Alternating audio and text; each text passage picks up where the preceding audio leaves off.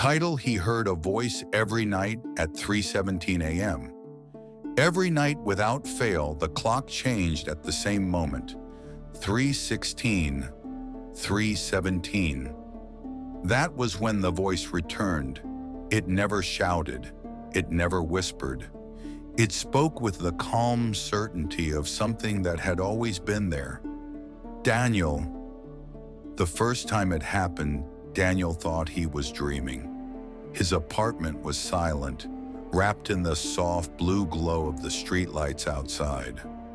Rain tapped gently against the window, and the city slept as if nothing in the world was wrong. But Daniel was awake. He sat up in bed, heart beating slowly, listening. Nothing. At least that's what he told himself. Daniel lived alone on the 7th floor of an old building, where the walls remembered more lives than anyone still living there. He worked a job that paid the bills and stole the days. He spoke to co-workers politely, smiled when expected, and returned home every evening to the same quiet rooms. His life wasn't tragic, it was just empty. That was why, the second night the voice came, he didn't panic. 3:17 a.m.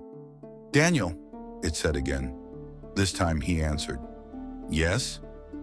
The word escaped his mouth before he could stop it. The silence that followed felt heavier than the sound itself. Then the voice spoke. "You always hated that name when you were 7. You said it sounded too serious." Daniel's breath caught. No one knew that. Not his co-workers, not his distant relatives, not even the friends he no longer spoke to. Only him. Over the next few nights, the voice returned again and again. Always at 3:17. It spoke of small things. The scar on his knee from falling off a bicycle. The song his mother used to hum while washing dishes. The letter he never sent. Daniel stopped sleeping properly. He waited for the clock to change, sitting on the edge of his bed, wrapped in a blanket like a child afraid of the dark. "Who are you?" he finally asked. The voice paused, as if choosing its words carefully. "I'm someone who knows what happens if you keep going like this." Daniel laughed softly, though his hands were shaking. "Like what?"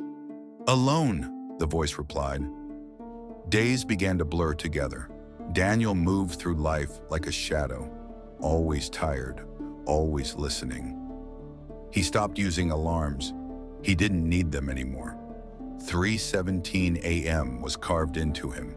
One night, the voice sounded closer. "You don't have much time," it said. Daniel felt something tighten in his chest. For what? To change one small thing. Daniel shook his head. "You're not real," he whispered. "You're just my mind trying to cope." The voice answered gently. "That's what you said 5 years ago, too." Daniel froze. 5 years ago? Yes, right before you decided not to knock on that door. The memory came rushing back. A hallway, a door, a choice. Tears filled Daniel's eyes. "Why are you doing this?" he asked. "Because you still listen," the voice said, "and because I remember what happens if you don't." Daniel's heart pounded. "Remember?"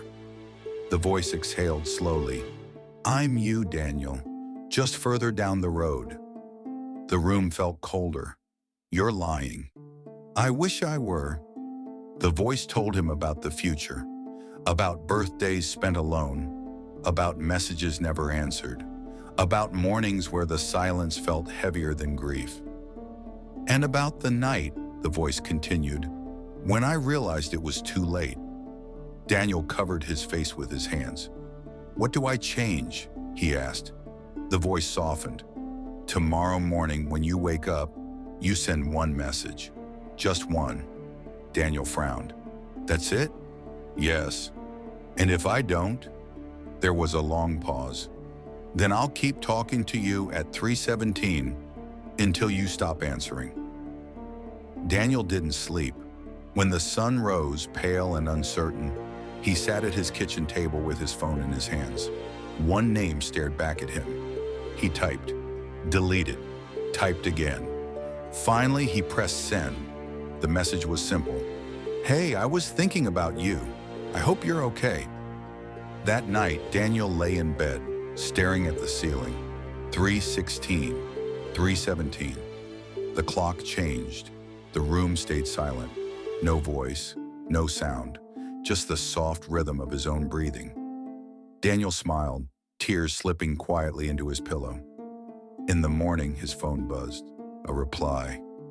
Daniel read it slowly, and for the first time in years, the silence didn't feel empty.